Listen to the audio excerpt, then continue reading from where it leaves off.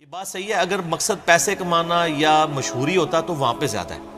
میں اپنے بھائی کو اکثر بتاتا ہوں کہ میں جب دعوت اسلامی میں تھا 2000 تک، تو یہاں پہ کئی لوگ میرے وہ زمانے سے واقف بھی ہیں، میں یعنی جتنے بڑے مجموعوں کو خطاب اس وقت کرتا تھا، ہزاروں کے مجموعوں سامنے۔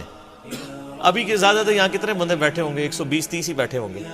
ہاں ٹھیک ہے، ویڈیوز میں تو وہ ویڈیوز تو اللہ تعالیٰ نے ایک نیا راستہ کھول دیا نا، تو اس کے بغیر آپ دیکھیں تو اس حساب سے تو لاکھوں میں پہنچ گئے، لیکن لائیو یعنی وہ رسپیکٹ کرنے والے لوگ زیادہ تھے، وہاں پہ زیادہ رسپیکٹ تھی۔ اس کے بعد تو ایک سمجھ لیں دشمنیاں بھی شروع ہو گئی، اور کئی تو مجھے دوست ملتے ہیں، وہ کہتے ہیں جی ہمارے ابا جی تو ایسے جولی اٹھا کے آپ کے لیے دعا کرتے ہیں، انہیں میری نسل برباد کر چھڑی ہے۔ تو میں نے کہا کوئی مسئلہ نہیں ہے۔ ابو جہل کے بارے میں سورۃ الانفال کے اندر آتا ہے کہ وہ کہتا تھا غزوہ بدر میں اس نے کہا تھا اے اللہ ہم پہ آسمان سے پتھر نازل فرما اگر یہ نبی سچا ہے۔